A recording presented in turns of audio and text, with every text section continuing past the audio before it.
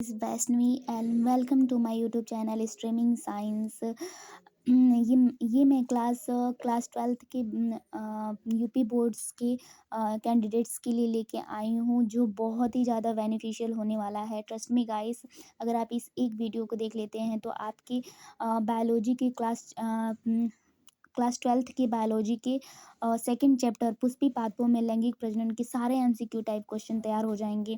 और डेफिनेटली हर बार देखा गया है कि इस क्वेश्चन से 100% क्वेश्चन मिलता है और आपको मिलेगा ये।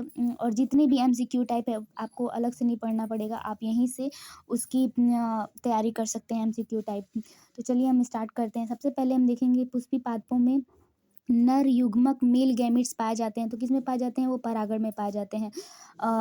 पुंकेसर में पाए जाते हैं, बीजांड में, और उपरोक्त सभी तो आपको पता होगा कि परागण में पाए जाते हैं। निम्नलिखित में से किस वैज्ञानिक ने पादपों में असंगजनन यानी एपोमिक्सिस की खोज की थी? तो आपको ये पता है कि विंकलर ने की थी। परागकोश में सबसे भीतरी स्तर टैपिटम होता है। आपको पता होगा कि सबसे भीतरी स्तर क्या होता है? टैपिटम होता है। जिसका मुख्य कार्य क्या होता है, इसमें पूछा गया है। तो लघु विजाणुओं के पोषण में सहायक होना, सुरक्षा प्रदान करना, स्फुटन में सहायक होना, या इनमें से कोई नहीं। तो आपको पता है कि इनका कार्य क्या है? टैपिटम का कार्य क्या है? लघु विजाणुओं के पोषण में सहायक होना। तो इसका राइट आंसर ये हो जाता है। परागनली का क्या कार्य है? तो परागण में सहायता करना, या नर युग्मक वाहक होता है, या वर्तिकाग्र की सुरक्षा करता है, या उपरोक्त सभी। तो पराग नली का कार्य क्या होता है? नर युग्मक वाहक होता है। इसका राइट आंसर 100 हो जाएगा। पांचवा क्वेश्चन है, निभाग यानी चलाजा पाया जाता है कहाँ? भ्रूण कोश में, पराग नली में, विजांड में, या इनमें से कोई नहीं। तो आपको पता है कि ये विजांड में पाया जाता है। उसके बाद क्या है? भारतीय भ्रूण विज्ञान का पिता, फादर ऑफ इंडियन इम्ब्रियोलॉजी किसे कहते हैं? तो इसका professor Birbal Sahni, sir Jagdish Chandra Bose, doctor RP. राय, या प्रोफेसर पी माहेश्वरी। तो आपको पता है कि इसका राइट आंसर द हो जाएगा। प्रोफेसर पी माहेश्वरी ने फादर ऑफ इंडियन एम्ब्रियोलॉजी की खोज की थी। मतलब इम्ब्रोलॉजी की खोज की थी, इसलिए उनका फादर ऑफ इम्ब्रोलॉजी कहा जाता है। 7 हो गया कि संतरे यानी ऑरेंज में बहुभ्रूणता यानी पॉली एम्ब्रियोनी की खोज किसने की थी? प्रोफेसर पी माहेश्वरी ने, परकिंजे ने, थियोफ्रेस्टस ने, या ल्यूवेनहॉक ने। तो आपका राइट आंसर हो जाएगा इसमें ल्यूवेनहॉक। 8वां है, पौधों में असंगजनन यानी एपोमिक्सिस का क्या कार्य होता है? तो दो युग्मक का विखंडन द्वारा नए पौधे का जन्म देना, या अर्धसूत्री विभाजन तथा निषेचन के द्वारा बिना ही नए पौधे का निर्माण करना, और वह दोनों इनमें से कोई नहीं। तो इसका राइट आंसर हो जाएगा अर्धसूत्री विभाजन और निषेचन के बिना ही नए पौधे का निर्माण करना क्या कहलाता है? एपोमिक्सिस कहलाता है। बीजांड यानी ओव्यूल। 9वां क्वेश्चन है कि बीजांड यानी ओव्यूल का वह स्थान जहाँ बीजांड वृत्त यानी फ्यूनिकल्स जुड़ा होता है उसे कहते हैं हीलम, या न्यूक्लियस, या केंद्रक, या निभाग यानी चलजा, या बीजांड काय यानी न्यूसेलस क्या बोलते हैं? तो इसको नाभिका बोलते हैं। इसका राइट आंसर हो जाएगा। 10वें क्वेश्चन का है कि द्विनिषेचन डबल फर्टिलाइजेशन का सर्वप्रथम वर्णन किया था? किसने किया था? ल्यूवेनहॉक ने, या नवाशिन ने, या लैमार्क ने, या प्रोफेसर पी महेश्वरी ने। तो इसका राइट आंसर हो जाएगा ये नवाशिन ने किया था। 11वां क्वेश्चन है, आवृतबीजी पौधे यानी एंजियोस्पर्म में नर युग्मोविद यानी मेल गैमेटोफाइट को प्रदर्शित करते हैं, कौन करते हैं? युग्मनज, अंड, या परागकण, या इनमें से कोई नहीं। तो क्या होता है? आपको भी पता है कि ये क्या होता है? परागण होता है, यानी मेल गैमेट्स क्या होते हैं? परागकण। तो उसके बाद 12वां क्वेश्चन हो जाएगा, विजांड का यानी बहुभ्रूणता पॉली एम्ब्रियोनी पाई जाती है किसमें? संतरे में, आम में, नींबू में, या उपरोक्त सभी। तो जो पॉली एम्ब्रियोनी पाई जाती है वो किसमें पाई जाती है? सभी में पाई जाती है, नींबू में, संतरे में, आम में, सभी में। 13वां क्वेश्चन है कि एक बीजपत्री यानी मोनोकोटिलीडन में नर युग्मोविद यानी मेल गैमेटोफाइट है, किसमें है? विजांडकाय, गुरु विजाणु, या लघु विजाणु, या उपरोक्त सभी। अगर ये जिन्होंने ये चैप्टर अच्छे से ध्यान से पूरा चैप्टर वाइज पढ़ा हुआ है उनको तो सारे आंसर ऑलमोस्ट आते ही होंगे। जो नहीं भी पढ़े होंगे तो इस आंसर को याद करके जाएंगे तो उनका डेफिनेटली सही आंसर आ जाएगा और वो अच्छे से क्वालिफाई भी अच्छे नंबर से करेंगे। मोनोकॉटिलीडन में नर युग्मोविद यानी मेल गैमेटोफाइट हैं, क्या है, लघु बीजाणु। 224 लघु बीजाणुओं माइक्रोस्पोर के निर्माण के लिए बीजा लघु बीजाणु मातृ कोशिकाएं में कितने अर्धसूत्री विभाजन होंगे?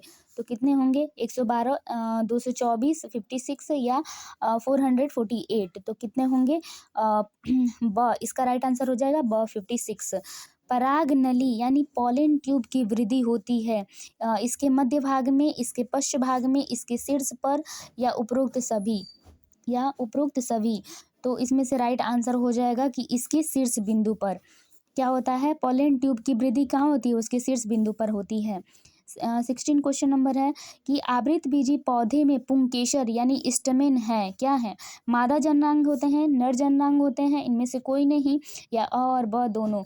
जो पढ़े होंगे तो उनको पता ही होगा, जो नहीं भी पढ़ेंगे उनके लिए भी बेनिफिशियल है ये एमसीक्यू टाइप क्वेश्चन। क्या होंगे? नर युग्मक मतलब नर जननांग अंग होते हैं स्टमेन।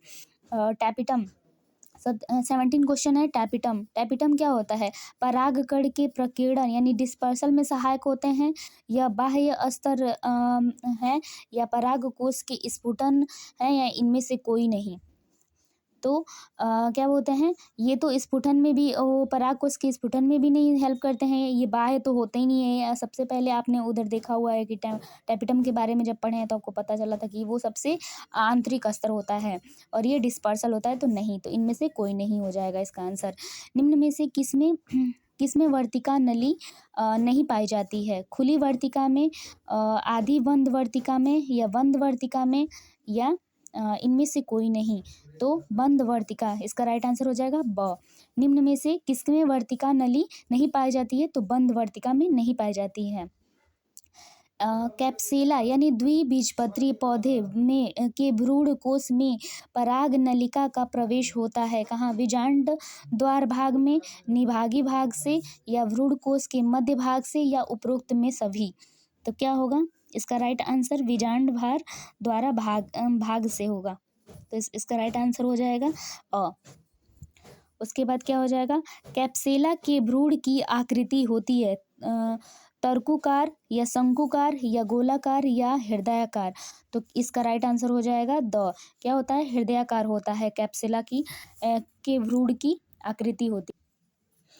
21 क्वेश्चन नंबर है कि कैप्सेला में भ्रूण कोश स्थित होता है, बीज में, या बीजाणु में, या पुंकेसर में, या उपरोक्त सभी में। तो क्या होता है? बीजाणु। इसका राइट आंसर हो जाएगा स। इसका राइट आंसर क्या हो जाएगा? स, बीजांड में होता है। नर युग्मोविद यानी मेल गैमेटोफाइट की प्रथम कोशिका है, क्या है? परागण जनन कोशिका, नर युग्मक, या पराग मातृ कोशिका। तो क्या होता है? परागकण। मेल गैमेटोफाइट क्या होता है? परागकण। उसके बाद ध्रुवीय केंद्रक यानी पोलर न्यूक्लियाई संबंधित हैं किससे? भ्रूण कोश से, पराग कोश से, पराग नलिका से, या पुंकेसर से। तो क्या होती है? भ्रूण कोश से। पोलर जो न्यूक्लियाई संबंधित होती है वो किससे होती है? भ्रूण कोश से होती है। पराग नलिका का निभागी प्रवेश यानी चैलेजोगैमी पाया जाता है, यानी निभावी प्रवेश पाया जाता है मटर में, कैजुराइना में, या कुकुरविटा में, या इनमें से कोई नहीं। तो इसका राइट आंसर हो जाएगा स, कैजुराइना में पाए जाते हैं पराग नलिका का निभागी प्रवेश। ठीक है। बीज का निर्माण होता है कहाँ? अंडाशय में, बीजांड में, भ्रूणकोश में, या परागकोश में। तो बीज का निर्माण कहाँ होता है? बीजांड में होता है। तो इसका राइट आंसर स हो जाएगा। निम्न में अगुणित यानी हैप्लॉइड कोशिका है किसमें? टैपिटम में, परागकण में, या पराग मातृ कोशिकाएं में, या भ्रूणपोष केंद्रक में। तो इस परागकण में क्या होता है? हैप्लॉइड कोशिका होती हैं। पराग नलिका की खोज की थी, किसने की थी? नवाशिन ने, स्ट्रासबर्गर ने, हाफमिस्टर ने, या एमिशी ने। किसने किया था? तो इसका राइट आंसर हो जाएगा एमिशी ने किया था।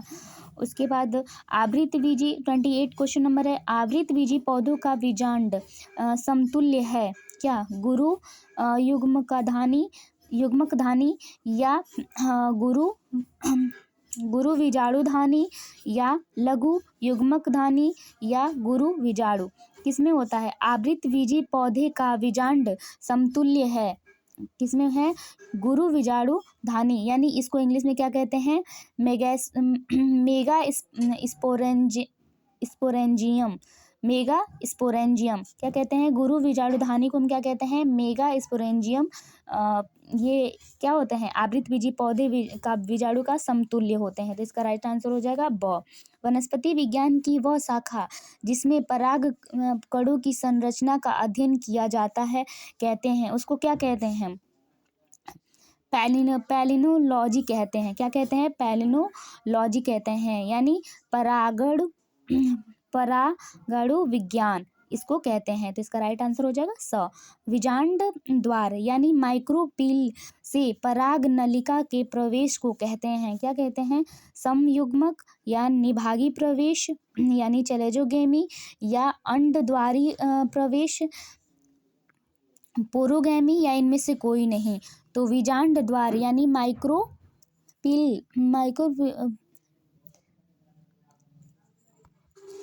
विजांड द्वार पिल से पराग नलिका में के प्रवेश को कहते हैं क्या?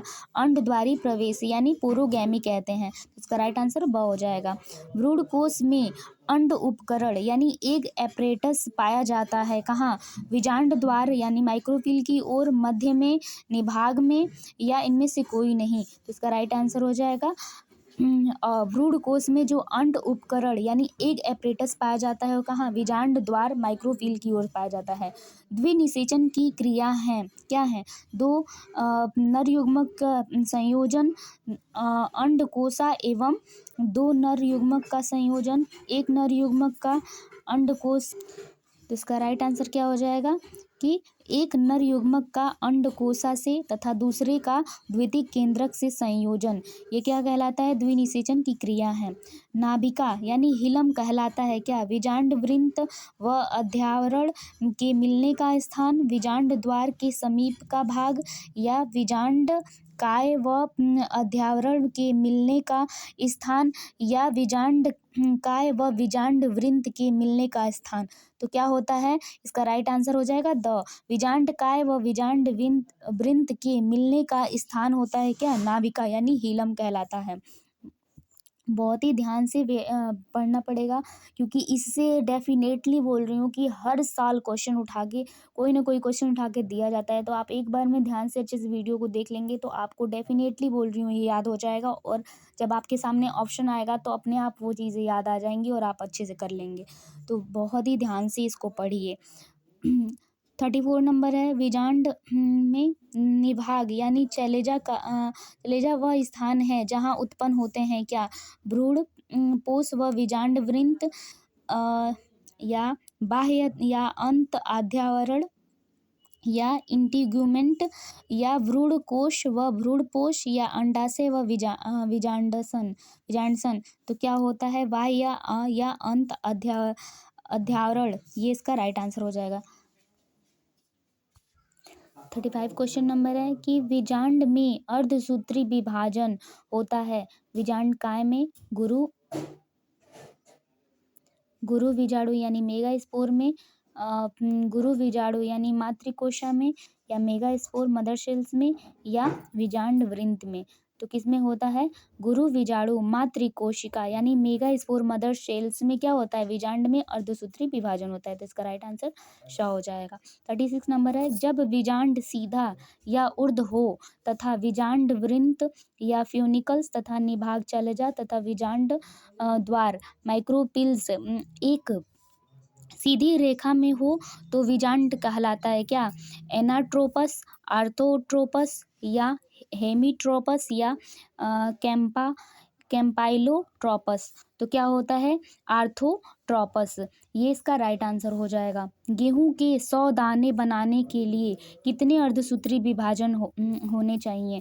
100, 50, 25 या 125। तो कितना होना चाहिए? 125। तो इसका राइट आंसर 37 का 100 हो जाएगा। 38 क्वेश्चन नंबर है, भ्रूण पोष होता है द्विगुणित या त्रिगुणित या अगुणित, या इनमें से कोई नहीं। तो इसका राइट आंसर हो जाएगा त्रिगुणित। इसका राइट आंसर हो जाएगा। ध्रुवी केंद्रक यानी पोलर न्यूक्लियाई पाए जाते हैं परागनलिका में, भ्रूण कोश में, कोश में भ्रूण पोष में या भ्रूण कोश में या निभाग में। तो कहाँ पाए जाते हैं? ये होता है भ्रूण कोश में। तो इसका राइट आंसर ब हो जाएगा। ध्रुवी केंद्र का यानी पोलर न्यूक्लियाई पाए जाते हैं भ्रूण कोश में। 40 क्वेश्चन नंबर है। जब विजांड वृत्त पर समकोण यानी 90 डिग्री पर मुड़ा होता है तो विजांड की इस प्रकार को कहते हैं हेमीट्रोपस, एनाट्रोपस, एम्फीट्रोपस या कैम्पाइलोट्रोपस। तो इसका राइट आंसर हो जाएगा हेमीट्रोपस। जो इस चैप्टर को ध्यान से अच्छे से पढ़े होंगे उनको सारे क्वेश्चन का आंसर पता होगा। द्वितीय केंद्रक का निर्माण होता है दो नर युग्मकों के संयोजन में, नर युग्मक व मादा युग्मक के संयोजन में, या दो ध्रुवी केंद्रक के संयोजन में, या नर युग्मक व ध्रुवी केंद्रक के संयोजन में। तो इसका राइट आंसर हो जाएगा ब। क्या होता है?